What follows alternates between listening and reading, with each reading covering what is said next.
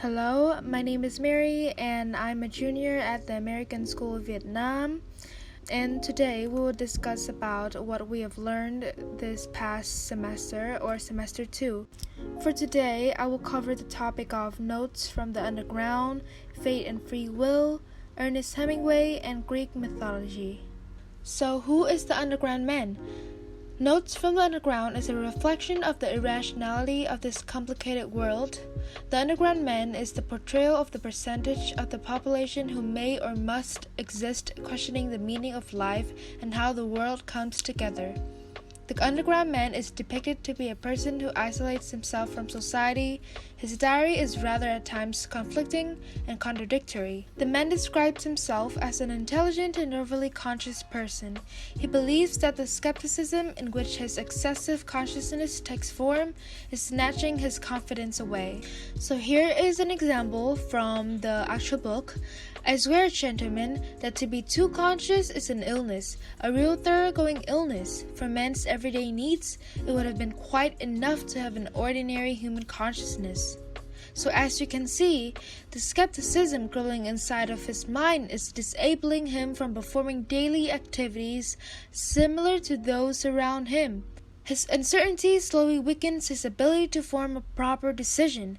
This can be shown when he discusses the direct person or the man of action in comparison to the man with acute consciousness.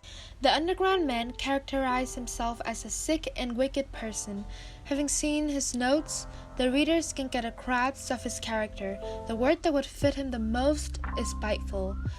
His words are full of negativity when mentioning the 19th century utilitarianism, an academy that uses mathematical formulas and logic to associate mankind's desire to their best interest. He disagrees with this philosophy, believing that the most advantageous advantage for mankind is to utilize their free will. The underground man goes on to provide examples by expressing his pleasure towards the pain from toothaches or liver aches. He brought up another example in which he mentioned Queen Cleopatra, and here's another quote. They say that Cleopatra was fond of sticking gold pins into her slave girl's breast and derived gratification from their screams and writhings. The underground man feels disdain towards himself because of the inertia that makes him an incomplete person.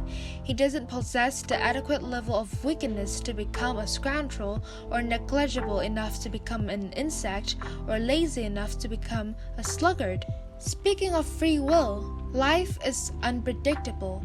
There are people who believe in the existence of fate, and there are those who believe in managing one's own destiny and future. So what exactly is fate and free will? Fate is believed to be a result of supernatural power from supreme beings. The events that are fated are beyond human control. In contrast to fate, free will is an individual's ability to independently form a decision without the interference of fate. Is there a proper answer to the question of whether or not life is purely decided by fate or free will? Well, this depends on the perspective of the speaker. An individual can believe that their decision is made because it was predetermined by fate, or they presume that life is within their control and every event occurs according to the decision that they've made. Let's talk about the short film Paperman. Paperman displays a love story between two people which they happen to meet at the train station. The man would later realize his affection for the woman, but unfortunately, she left before he has the chance to make a move. But later on, it happens to be that the woman whom he was infatuated with worked right across the building from his company. He attempted to fold paper airplanes, but none reached the woman whom he observed through the window. Despite his boss' reprimand, he decided to take matters into his own hands and confess his love to her, but once again the woman left before he could talk it out.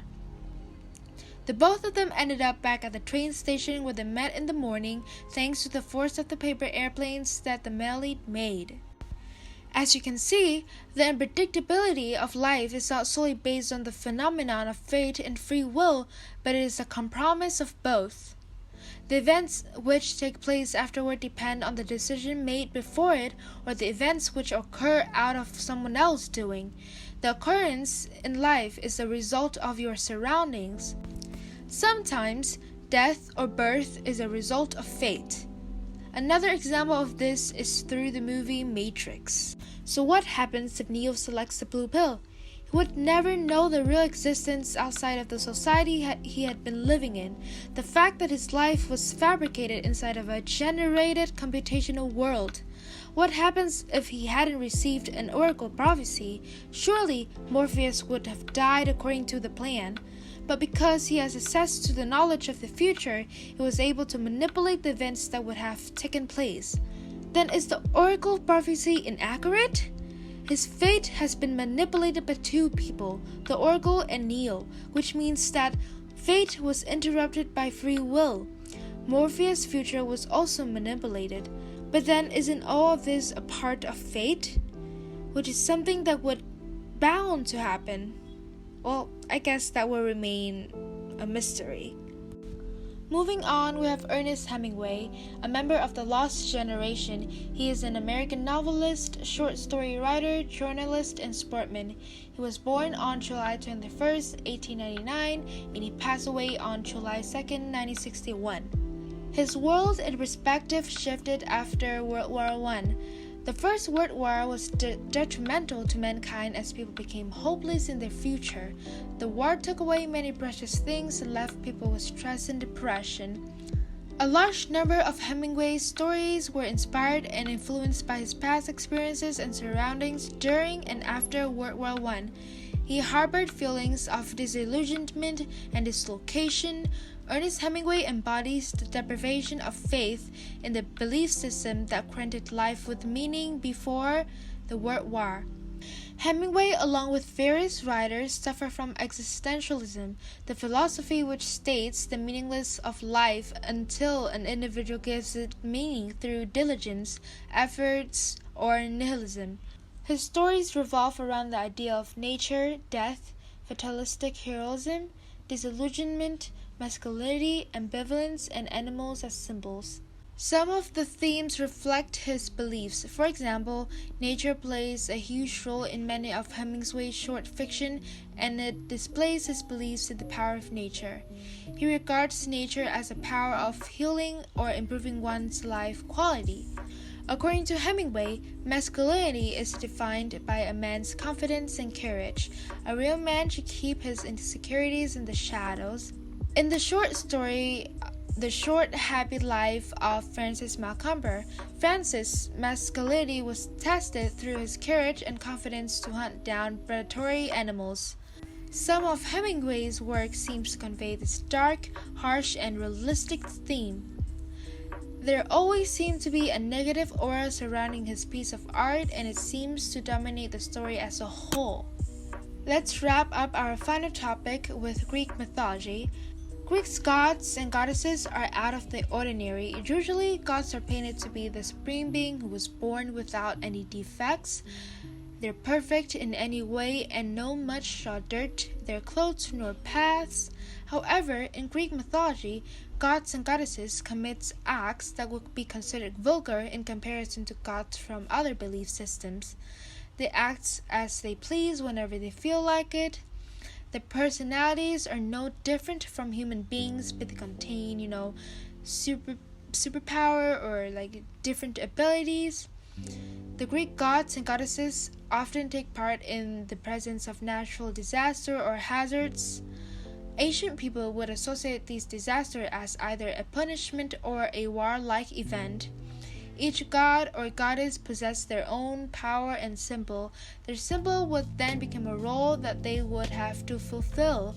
One of the assignments that we have to complete for this semester regarding Greek mythology is to basically tell a myth about a god or a goddess that you have chosen, and I chose Aphrodite, so I will talk a little bit about Aphrodite's life.